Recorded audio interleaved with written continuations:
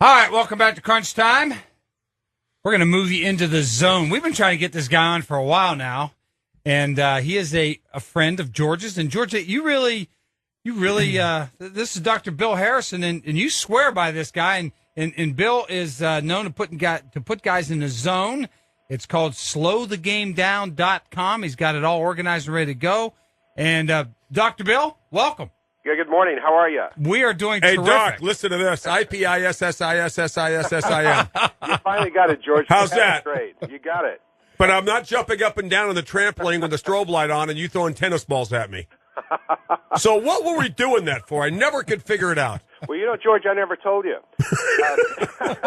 I made you do it. It was but an I never told you experiment why. back then. The Royals owner, Mr. Kaufman, said this guy is a heck of a physical specimen, but he's a beach boy from Southern California. We don't think he can concentrate. So we wanted to test you for Mr. Kaufman to prove that you could concentrate. So see, Did I pass the test? You passed the test with incredible ability.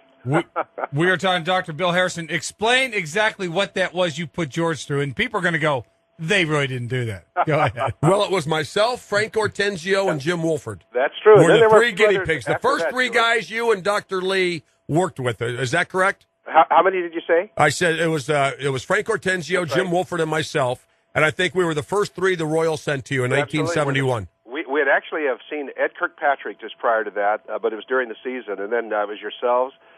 And then we went into Kansas City for a couple of weeks and saw about 15, 20 players, which included Lou Piniella, of course, and a variety of guys that are still involved in the game. But anyway, what it was about was just the understanding that we had is that, there are people with great eyes, but when they drive down the highway, they don't always use them and oftentimes wake up. Now, I know you do this today, George. You wake up and say, how in the heck did I get here? I missed my turnoff. Didn't even see it.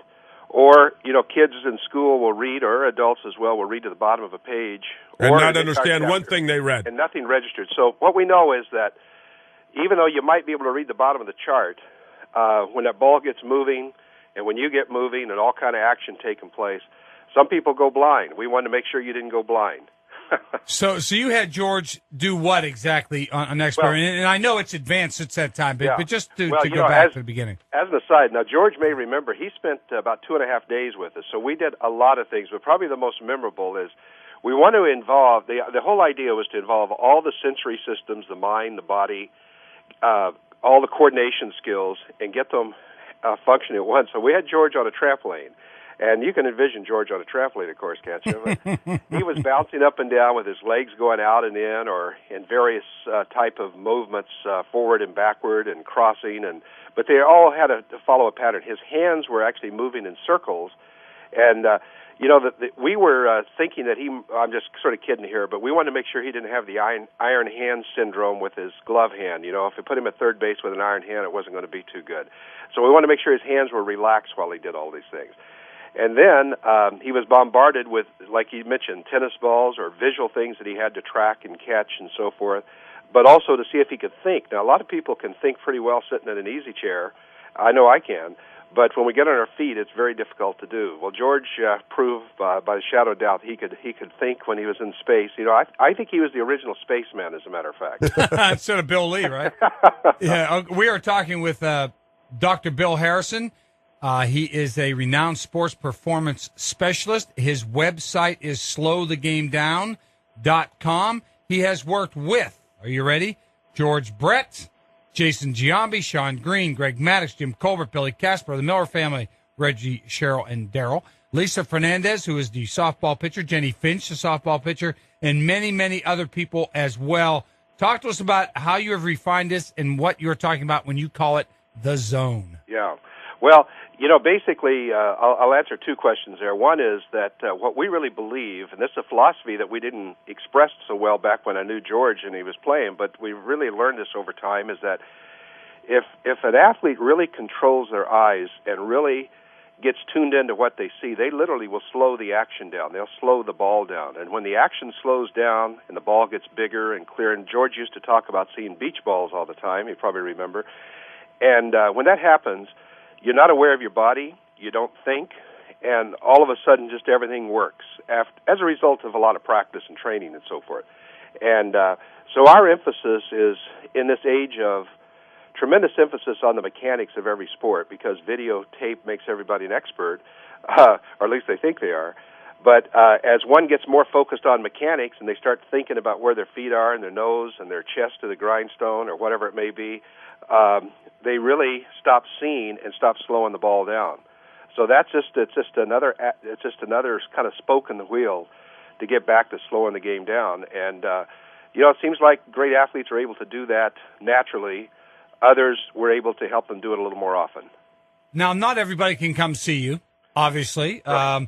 How can they get in? How can they, get their athletes involved in this? Whether it's a father trying to get his son, or a mom trying to get his daughter, or vice versa, or whatever, or a high school coach. I know Bill Snyder, the head football coach at Kansas State University, swears by it, and that's pretty good endorsement along with George. I'll guarantee you that. That's great of Coach Snyder. It's been fun working with some of his players, and no doubt they were able to do this pretty much the same thing that George did in baseball. As a matter of fact, this year we've worked with the Wichita State baseball team, so we've got some followers over there in Wichita as well.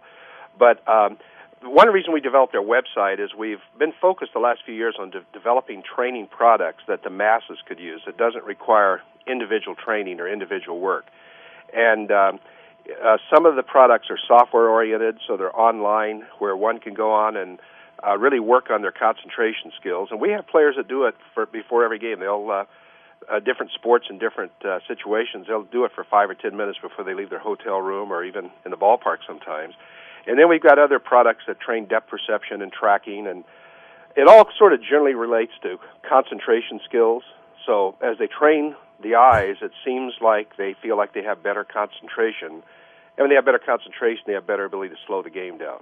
Well, one of the things, Doc, that I remember was the things that I would pull apart and try to keep them together as long as I could. Mm-hmm. That was for depth perception, correct? That's right, and the muscles of your eyes for tracking, which you were exceptionally good. And another one I remember was the cow. You'd look at the picture of the cow, right? And you'd look at this thing, and it was like an ink blot, and you wouldn't know what it was. And then he said, "Okay, now, do you see an animal by any chance?" And you'd go, "No."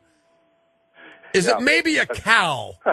No. And then all of a sudden, you would look for a cow, and you could see it was and then you look at it. Every time you look at it, you go, different ways. It's a cow. Right. It's a. You look at it, and there's the cow right there. Well, George, but it was an ink blot type thing. But right. But Doc, I remember 3 words that were, I think, very key to my success: focus, centering, and visualization. Right. Those are the 3 things that I think I learned from you more than anything: how to focus under tight situations, pressure situations, how to center on the ball as it's coming to you, and visualizing success. Mm-hmm. And not only visualizing success, but actually you visualize it to a point where you get goosebumps, and you relive that moment time after time after time. And as a result of that, it gets all the negative thoughts, because you only visualize success. You never visualize failure. You correct the problem right when it happens. You visualize success, and all of a sudden, you're in that good frame of mind where your mind's working with your eyes. Is that correct? Said by the master. I don't know if there's anyone that was ever able to do it like you, George. And, back to that cow, I just want to mention what you were also exceptionally good was using that principle in terms of your early recognition and identification of a pitch. You, unlike most hitters, you knew early if that pitch was in your keyhole, and if so, you were going to deliver a rocket, and if not, you took those pitches. I mean, you took those principles and, made me proud, to say the least, because I don't know if you needed to be explained through the cow or anything else. It might have been just that would have happened anyway. But you sure were the perfect example. Although I have to admit, George, all these years in working with players, I think I finally found one that might have ended up almost a little better.